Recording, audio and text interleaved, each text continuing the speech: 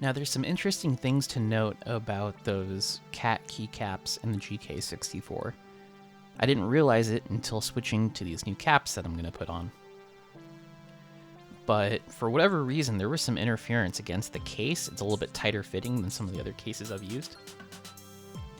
And so the keys felt a lot more sluggish with the cat black on whites. And that problem did go away when I switched to these NP profile electronic game caps, as well as using the BlueBirds that I'll put on later. So just something to note, if you're thinking about getting cat caps with the GK64, there might be some interference, just based on how close the case is to the outer edge of the keycaps around the border. And some interesting side notes about the GK64. Mine actually arrived with only half of the RGB functions working, which isn't a huge deal for me because I don't really care that much about the RGB in this particular board anyway. Most of it's blocked by the keycaps because I don't use shine-throughs, and the case itself blocks out a lot of it too. So I don't particularly feel super put out by that problem, but it is something that I've seen, especially in other reviews, trying to figure out that problem, and on Reddit of other users trying to figure that problem out. And also the layout. By the way, I wasn't able to fix that RGB problem. There are fixes out there, supposedly, but I haven't tried because I just don't care. But for the layout, this is the bigger thing for me. Having that one U right shift right next to the up arrow is killing me. I've been using for instance, the Tom 680. It's a smaller shift, but it's still a bigger than one U shift. And that's been fine for me. I haven't had any problems with that. But on this particular board, that 1U shift on the right shift is just causing me all sorts of problems when I'm typing. And long story short, I probably just don't see myself using this layout for the long term. I think I'm gonna go back to the Tom. And the Tom also sounds better to my ear. I feel like the GK64 in particular has some hollowness to the sound that I can't quite get rid of. There's not a lot of room underneath the PCB for foam. I got some in for the top rows, but I wasn't able to fit any in for the bottom rows. So I might try and fix that, or honestly, it's like I don't have to invest that much more effort into this problem. One thing I will say is I really like the looks of the board with these NP keys. I think this is probably one of the better looking layouts I've seen for it. But let me get back to the sound testing for you so you can hear what it sounds like to type on.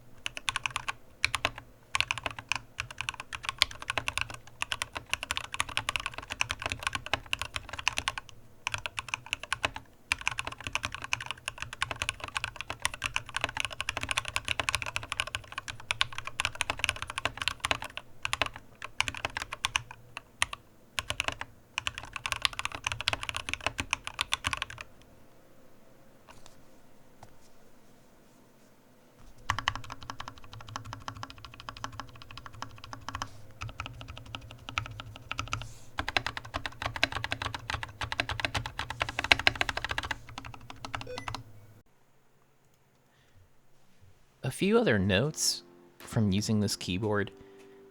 I've been playing some games with them. Lately it's been Rift Breaker and Back for Blood. There's been some other ones, Company of Heroes. And I've noticed that I get lots of accidental key presses on this board. And I don't think it's the switches, because I've used Gateron yellows in other boards before. I use it in my Tom 80 regularly, and I never had this problem where I just randomly get shift and A hits. And I don't think the weight difference is significant between Jwick and Gateron yellows. At least I don't believe so. So I'm not sure what's causing that problem, but it's happening specifically on this board. And I don't know if it's the stabilizers not putting up enough like I don't know what would cause that problem, you know. It's just something I've noted. So I might have to try out other switches on the board to see if that fixes the problem. It's just kind of a that's weird, you know. But at the same time, I kind of don't want to bother putting the effort in because I know I'm not super excited about the board. It is not terrible for the price, you know, but I think I ended up paying a pretty similar amount for the Tom 680, which I just happen to like a lot more layout-wise. And I don't know.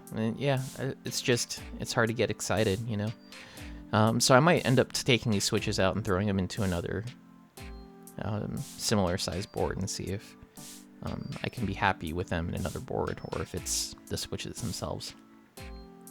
That said, I really do love the look of these BlueBird switches on this case.